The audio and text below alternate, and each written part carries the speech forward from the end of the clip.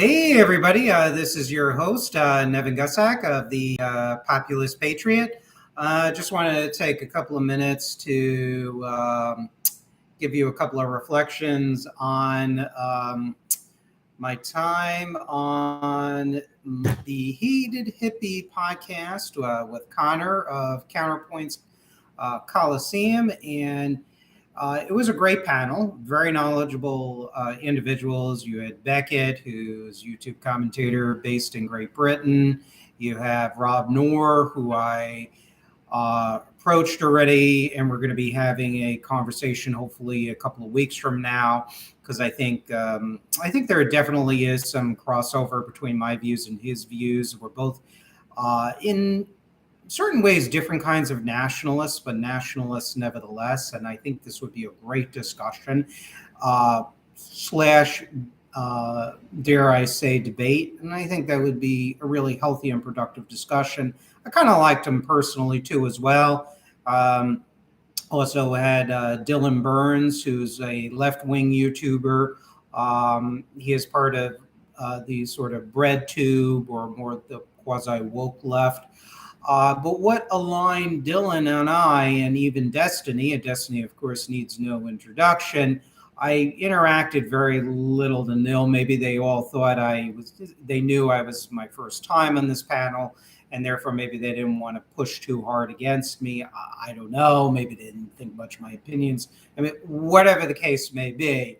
My participation was moderate. It was not as I wasn't as talkative probably as I could have been. I was a little nervous. They also kind of went into real detail about Brexit and also the partisan issues related to Hunter Biden's being on the board of Burisma, which is Ukrainian energy, natural gas corporation. I mean, partisan, that is an example in part of partisan politics. Of course, my opinion is that corruption knows no party. Personally, I oppose the concept of Americans who are former politicians who are involved on the boards of foreign corporations. I think they're the children of politicians, and the family members should not be involved in the boards of foreign corporations. It's just conflict of interest, as simple as that. Now, would I ban Americans for working for foreign companies? Obviously not. It's not the world we live in right now. We are so interconnected. To say to an American, you can't work for the local Toyota factory in South Carolina, I mean, that's ridiculous. But when it comes to government officials of all levels, federal, state officials, bureaucrats, military, ex-military, no. And their children, their spouses, grandchildren, no, because there is the implicit possibility that one may seek certain favors of financial benefit for a foreign company, which can also mean for foreign governments. And of course, what's even worse than Hunter Biden's participation in Burisma is also Hunter Biden's participation with Chinese communist corporations, including ones that are involved with reputedly and supposedly repression of the Chinese people too as well. That's been reported even by mainstream sources like the New York Times, if I recall correctly. So, or former California Democratic Senator Barbara Boxer, for example. She was involved with companies that were involved in the Chinese communist surveillance technologies. It's absolutely wrong. So that's my opinion on that. I got some good advice. I think I need to sharpen my elbows a little bit. I also tend to view debates more from an academic point of view. If you watch my performance when I did speak, I did read things from excerpts from my books, different articles from other sources and whatnot, because there are some points that I could not let go unstated. And I think, one of the things I definitely have differences with Rob on is the globalists. Now, are globalists especially the ones that are for, quote, spreading democratic values, like the ones that, policymakers that were for the push to get rid of Gaddafi in Libya or Saddam Hussein in Iraq. Are they globalists? Yes, these are tended to be people that were not nationalists. But the flip side of the situation is that it was, and I didn't have a chance to say it because I got cut off, and I probably should have pushed it further, is that, lesson for the future is it was also the corporate globalists, the oil companies, Marathon Oil, ExxonMobil, Occidental Petroleum, and others, and banks included, and major lobbyists that retain not only Democrats, but also conservatives like former, I think it was Congressman or Senator Bob Livingston or Francis Fukuyama. Well, the Gaddafi regime retained the support of many globalists in order to do the rapprochement with Libya. It was major oil companies here in America that pushed for the rapprochement with Libya in the early 2000s under President George W. Bush. Why? Because the oil companies wanted to do direct business with the Libyans. They wanted to tap the resources, the vast Libyan oil resources. Before then, they were able to conduct business through overseas subsidiaries, but they wanted to make even more profits. And that's what it comes down to. So the corporate globalists, they loved Gaddafi. I mean, hell, they would love any leader in Libya that would grant them business for whatever reasons the leadership in Libya had. So it's not just that elements of the globalist cartel, as I call them, the hyper-interventionists, the multinational corporations. It's not just that they wanted to, yes, they were behind Gaddafi getting kicked from power, but you had other globalist forces, corporate globalist forces, that wanted to engage Gaddafi and always wanted to engage Gaddafi. I mean, check this out. Did you know that the oil companies, even in the 70s and into the early to mid 80s, before the Reagan administration implemented a partial embargo on Libya, I mean, many of these oil companies love doing business with Libya. Some of them said it doesn't matter that they have a dictatorship there, whatever, it's all about dollars. I write about this in the last chapter, I believe, of volume 1 of my book, Turning the Page. So the bottom line is that one of the issues I have, one of 2 or 3 issues I have with globalists is, number one, they're always behind the corporate globalists. They're always behind the push for rapprochement with our geopolitical adversaries and horrific human rights abusers, but particularly ones that are geopolitical adversaries or potential rivals, and that harms our national security. And part of our national security strategy should be not to embolden or give legitimacy to our geopolitical adversaries. Number 2, look, I'm a loyal American. I want to see my people prosper first. Doesn't mean that we cut off ties from the rest of the world, or we wish the world ill, or because I don't like the rest of the world, or because I'm xenophobic, of which I'm not. But many corporate globalists, they explicitly say, particularly the heads of multinational corporations, Wall Street investment firms, that they have no loyalty to the United States. Great article in the New York Times. I think the whistleblower was it Sam Polk, who was a former hedge fund executive. He wrote a tell-all piece, and he talked about how they were globalists implicitly, and how he was, along with many of his other fellow hedge fund investors, were giant fireballs of greed. And I'm sorry, those same giant fireballs of greed have insinuated themselves into the political process to the detriment of American national security, as well as the shared but earned prosperity of the American people. So if that makes me anti-capitalist, according to the libertarians, according to the free market fusionist Reagan conservatives, then so be it, even though I don't particularly identify with the radical anti-capitalist camp. But I guess the Overton window has moved so far that, who really knows these days. And three, corporate globalists, which is the most powerful globalist force influencing American politics, they have also deindustrialized the United States too as well. It's not to say we lost all industrial production, but it has been severely degraded. And I don't even understand why there's really much debate about that anymore. But I think I have a feeling there's going to be a lot of overlap between Rob and I, because we are at least nationalists, even though I suspect in certain ways very different. Um, I think there's going to be a good discussion on, he calls himself a conservative populist. I think, in my opinion, the way conservatism is existed really with the fusionist Reaganism, I think that's a contradiction. But I'd like to hear his opinion because, I just think it would be an interesting discussion. He's a bright guy. Dylan, Destiny, very bright. Beckett, Conor, obviously, all very bright people. I do plan on being back on the Heated Hippie podcast. It's just something I have to get used to. I'm used to doing live streams. If I do political debates, it's rarely on this channel. It's more with other people like friends, family, etc., where some family members I may have some disagreements with and whatnot. And it can get intense. I mean, not personally insulting usually, but it can get, intense and passionate. But that's my extent in the debate world. I'm not much of a debate bro.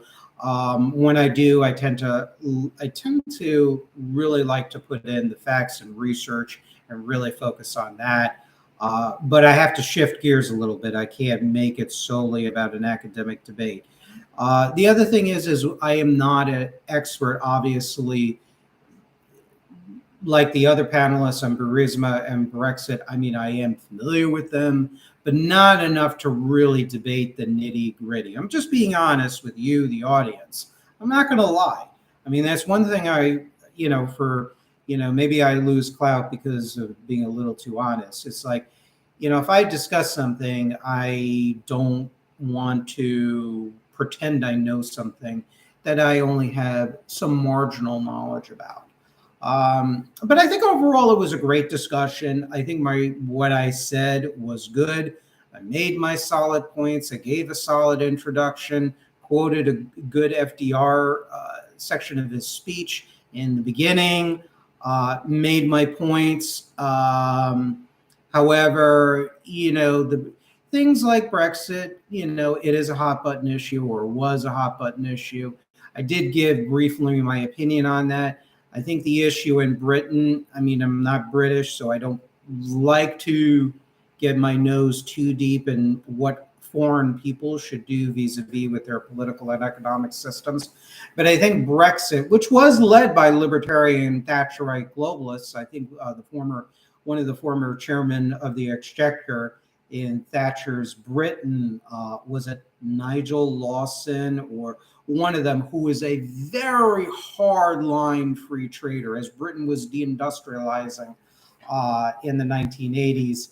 I think this same person said, well, trade deficits don't matter, basically. There's no adamantine law that dictates that Britain should be a manufacturing power. I think it was that guy who was one of the leaders of the Brexit movement. And as I pointed out, the real issue in Britain is its deindustrialization. That's the real issue, and where everything has become more focused on services and finance and less on the productive capacity. And you don't have to be an empire, so to speak, or nostalgic for empire to want Britain to have at least a modicum of self-sufficiency. You have the closure of the coal mines, in part in the name of efficiency. You have the battering of whatever is left of the British steel industry. I mean, that's ridiculous, especially with the rise of Russia as a power. And maybe they might not be able to win solely a military victory over the entirety of NATO. They still are playing political warfare games in Britain. They are economically have infiltrated Europe as well, including Britain.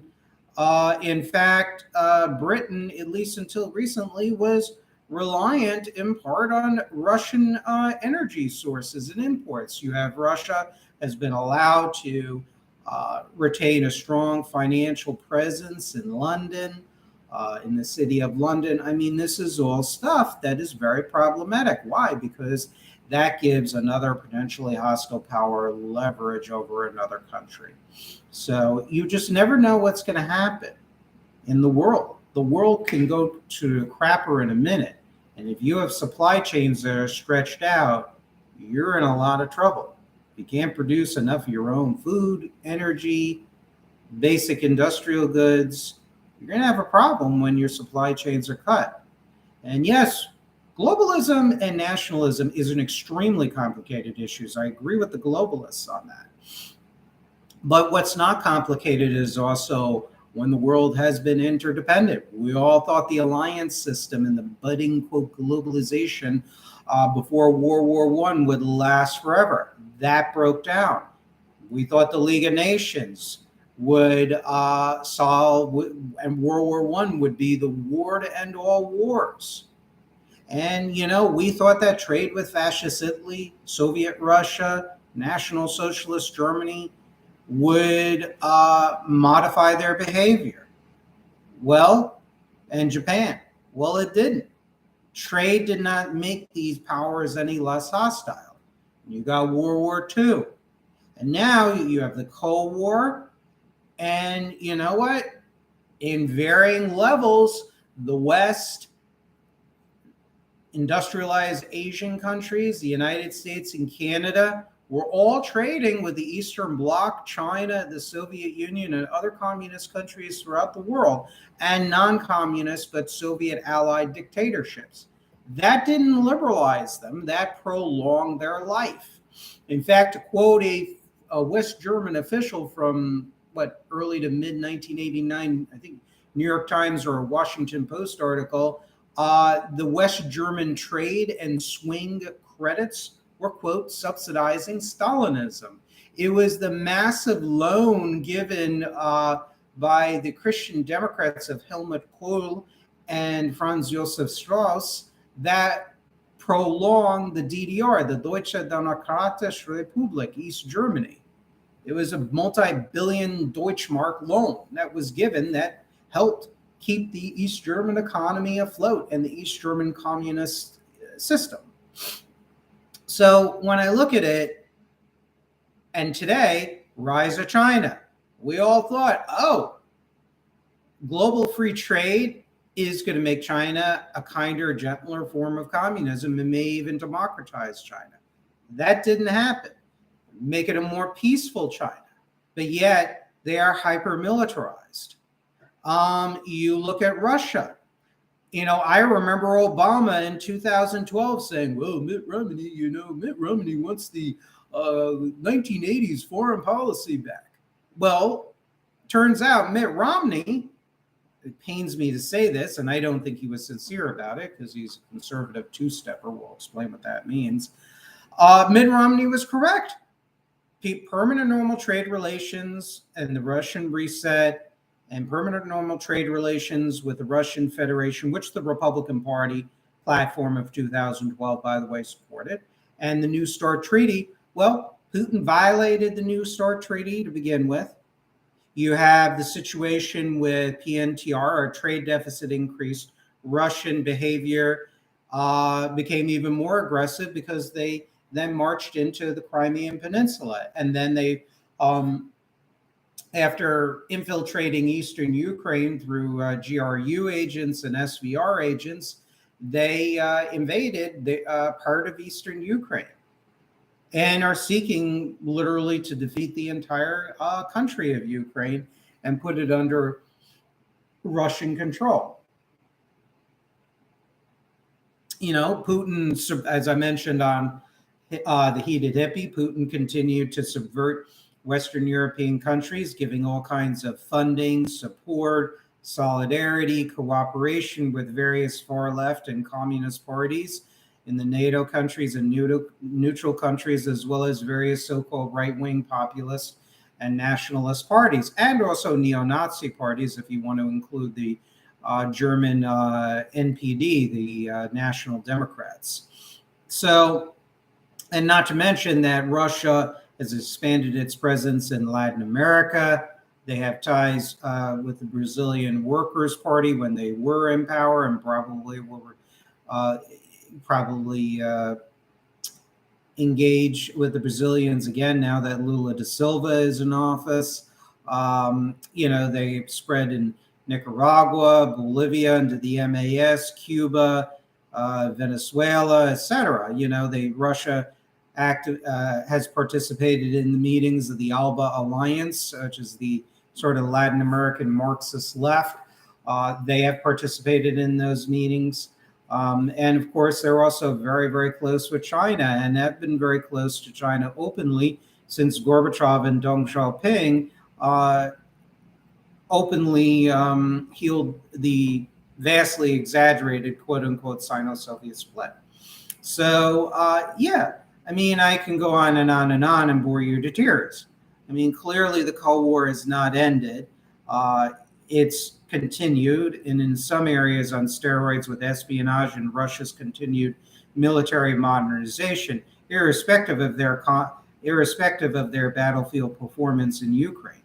So, those are my gripes about globalization, because I've been a lifelong anti-communist. I've always been a strong advocate of national security here in the United States. And also, I always believe that industrial power equals national security power. So the bottom line is that, you're never going to get rid of, obviously, some forms of cooperation amongst allies and neutral countries, but that where we have what I termed, even on the show, intersections of interests. But on other areas, to say that we're allies where we have totally the exact same interests, that's nonsense. And we have to, when we're dealing with these other countries, we have to have both sets of eyes open. So globalism and international relations, it is complicated because, Germany is an ally, but Germany also has been, and German companies and different German governments, whether social democrat or Christian democrat, have been huge advocates and facilitators of the appeasement of foreign enemies and geopolitical adversaries of the United States. So we have to be very careful, and we have to manage our interdependence with other countries, not to the detriment of our national security. And I think, unfortunately, the time has passed where we can totally reverse things in a microsecond. We can't. It's going to take long-term planning, industrial policy that's not just a progressive implementation of tariffs slowly, but it's going to require other industrial policies that are going to do this. It's going to require a fundamental alteration of the very nature of Reagan-style shareholder supremacy version of capitalism, and that's what's going to have to happen. And I wish I had the opportunity to talk about these issues more intensely on Hated Hippie. That's okay. Great show. I think Conor was an excellent host. He gave everybody the opportunity to speak. I think everybody was pleasant. I think I talked a little bit more directed at Rob Noor, Dylan, and a little bit with Beckett. I would like to have the opportunity to talk with some of them offline so they get to know each other, where we're coming from. Because some of us are new at this. Some of us don't know each other. I know, yes, where Destiny and Dylan Burns are coming from on certain issues, but I think a little pre-show, moving forward, engagement is going to be good. So I contacted Rob, so he's interested in doing a show on this program where we're going to do some good debates, hopefully, and good discussion. I like him. I like Dylan Burns, very friendly off air, wrote a nice friendly comment. So some good people. Beckett as well. Hope your root canal goes okay. And Conor, love you, Conor. Conor, you're a great host. You got a great mind. Conor and I align on a number of issues. If you want to know my opinion on the Middle East, and they were talking about Syria to death, and I just have a very simple opinion. I mean, yes, there are, I'm sure, some decent political forces in Syria, but the most powerful factions in Syria are the Arab Socialist Party of Syria and ISIS, and we shouldn't be backing either side. I don't see any moderate forces in Syria. Correct me if I'm wrong, being powerful enough to overthrow the Syrian government or ISIS. So, really and truly, did we learn the lessons in Iraq? Did we learn the lessons in Afghanistan about a decade, 2 decade long quagmires, which cost American lives, coalition partner lives, Iraqi lives, national treasure that could have been used for other national defense needs? No. And I'm one of those people that believe that Iraq was one of the many countries that did have WMDs, that Saddam was rebuilding his capability, as Kenneth Timmerman has revealed in Inside in the News, when he went into Iraq after the coalition forces overthrew the Saddam dictatorship. When you look at Stephen Hayes of the Weekly Standard, a guy who I generally don't agree with on a number of issues, but he also got his hands on the Iraqi government documents that showed that Saddam was, had alliances with Islamic terrorist movements, including Al Qaeda all over the Middle East, that there was cooperation, that you had also the purchase of goods and services needed to rebuild the chemical and biological weapons program, et cetera, et cetera, et cetera. So, I mean, this notion, even the Dolphin report, when you look at it, I mean, it did show that Saddam was slowly rebuilding his weapons of mass destruction. Was it nearly the threat as it was in 1991 or before? No, but he was rebuilding it, and he was using oil for food as a means to re-strengthen his economy and re-strengthen his military industrial complex. Now, does that mean that we should have invaded Iraq? No, because Iraq did not pose a direct threat to the United States. Same thing with Syria. We should not be overthrowing either government. I mean, yes, we can give weapons for democratic elements of the Kurdish movements to protect themselves. That's fine. Military advisors, that's it. But when you're saying invading troops, same thing with Libya, you're not necessarily going to install a desirable government, which is what happened in Libya. You overthrew one anti-American dictatorship and allowed another one to be put in power, which, by the way, that new Islamic government, they have reached out to the Russians for trade and military cooperation and things of that nature, if I recall correctly. So I think we have to be very careful when it comes to the business of going into other countries, even if they are geopolitical adversaries, and overthrowing them. Yes, you can sustain certain allies like democratic elements of the Kurds. So, yeah, that's what we need to do. Luca. Okay, Luca. Hey, Luca, were you their guy that hosted the debate with Destiny? No, I didn't host. I actually have never corresponded with Destiny before. We actually didn't talk to each other at all. Not sure why. I mean, I don't take it personally. It is what it is. But no, I've just had this channel. That was the first panel debate discussion that I've ever been on in my entire online life. But yeah, I was one of the panelists. And yeah, no, I wasn't involved with hosting. I've been on several other programs, radio programs for the past 10 years and some YouTube channels. I was on a Econo Boy. I've been on Conor's Counterpoint Coliseum twice. I've been on some anti-communist channels hosted by Trevor Loudon years and years ago.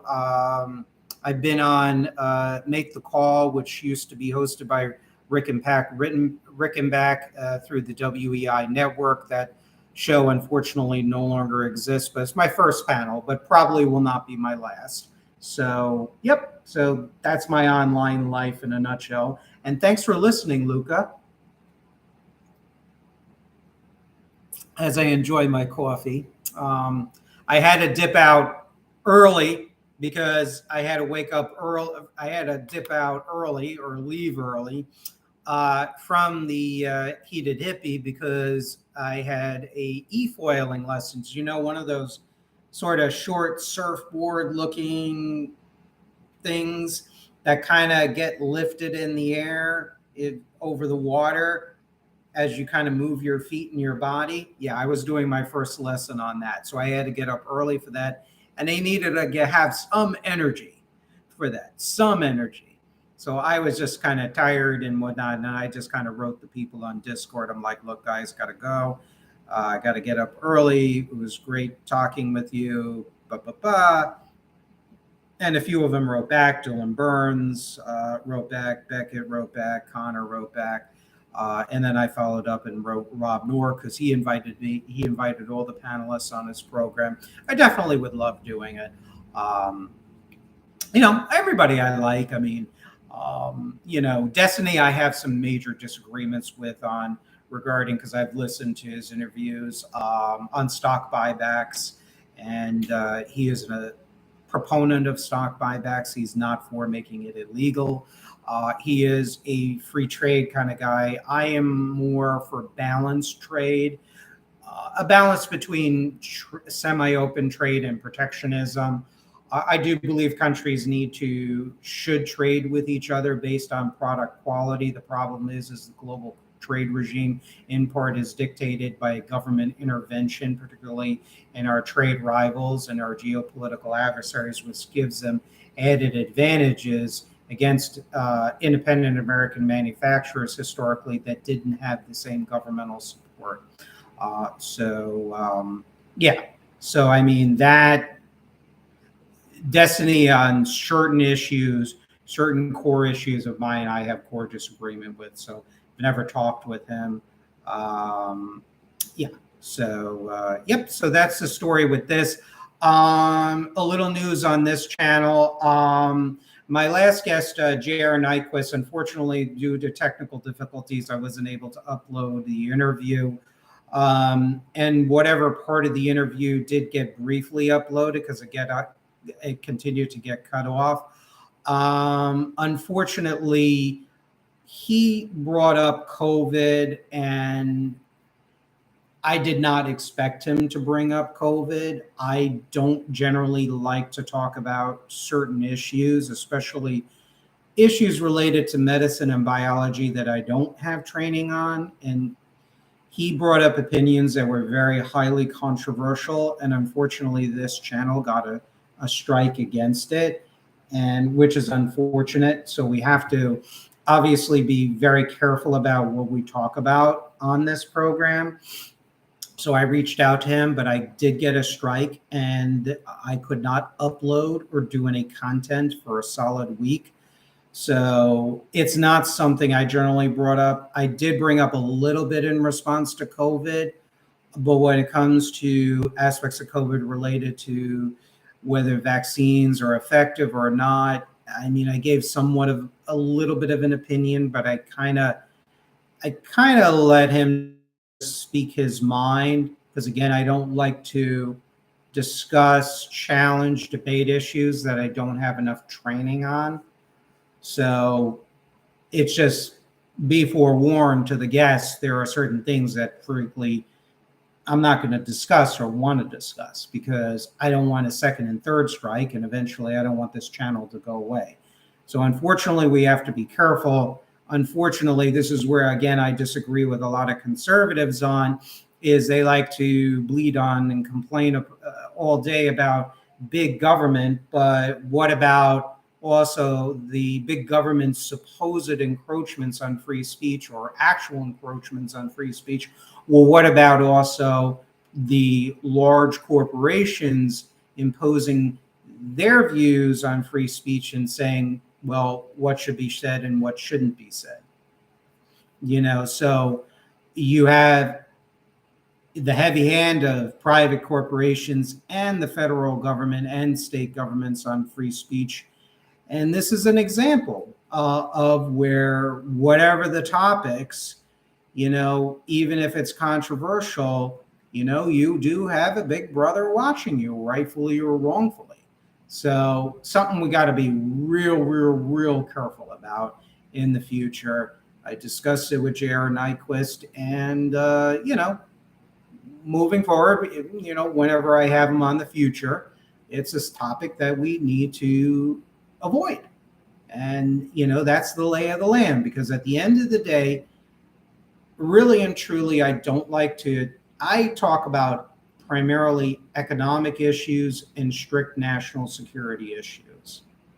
I don't like to talk about these issues that deal in the culture war, whether it's abortion, whether it's LGBTQ plus issues, whether it's police issues, COVID. Much of this I generally don't like to talk about, because we're already divided about those issues to begin with.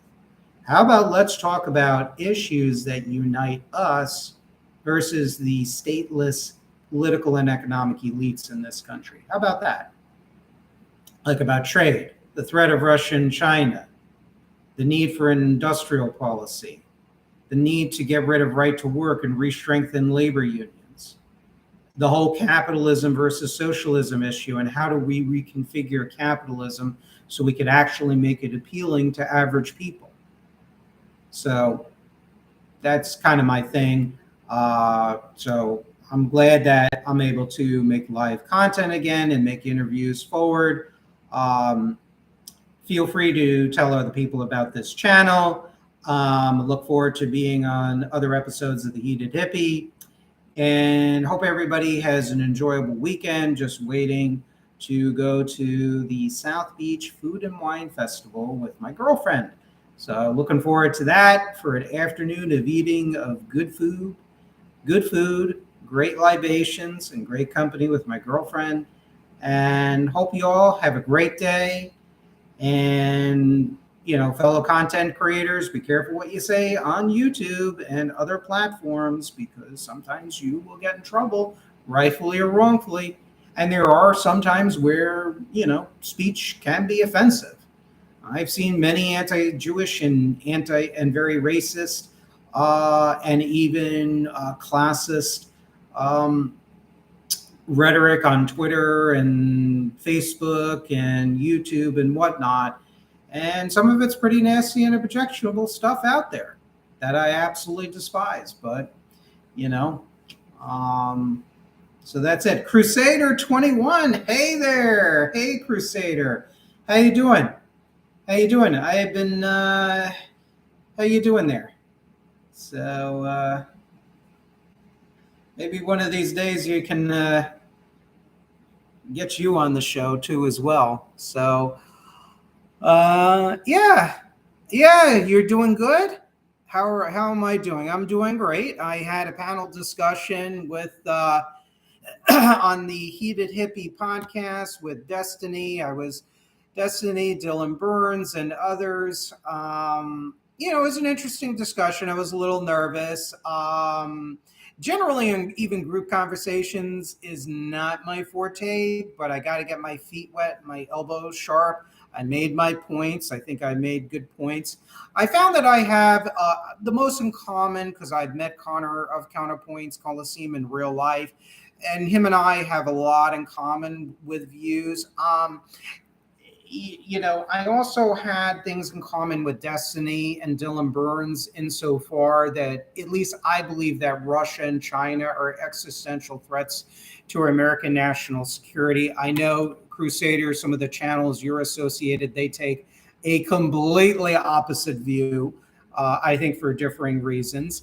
But on the other hand, I had some things in common with Rob Noor, because I view myself as a nationalist, but not a MAGA Trump nationalist, and not a national socialist or a fascist or a xenophobe. I am for basically the kind of nationalism that was really kind of developing when my parents and grandparents were growing up, a kind of a slowly but progressive nationalism that was more inclusive. And I've updated it to the sort of 21st century, where I declare a truce on the culture wars, the things that divide us. And we keep our eyes on the prize, and that is number one, to further improve our people collectively and individually. Two, to train my ideological target, if you will, towards my ideological ire to our economic and political elites. And three, to preserve our national security. So I guess you could say that I represent what used to be called the vital center, to quote the title of the late Arthur Schlesinger Jr.'s book, The Vital Center. So, yeah, it was a great panel. Did some e-foiling lessons yesterday with my girlfriend. Today, I'm just waiting to meet her for the South Beach Food and Wine Festival. Got a whole week of work next week. Thank God I have a decent job. Just looking to expand the reach of my YouTube channel. I did get a strike, Crusader 21 against this channel, because one of my guests was talking about COVID and was mentioning things that were highly controversial. There are certain issues I like to avoid that divide us more than anything else. So unfortunately, I wasn't able to do any content for a week, but now I'm back in the saddle. And the guests know not to talk about certain things that could get me banned for another week, and then after 3 strikes, my channel taken down. So we don't want that happening again. So anyways, feel free to spread this channel around. Encourage your friends, family members of like mind to subscribe to this channel. And I think I'm going to stream another item. Something really bugged the hell out of me about Ray Dalio, the institutional investor. That motherfucker.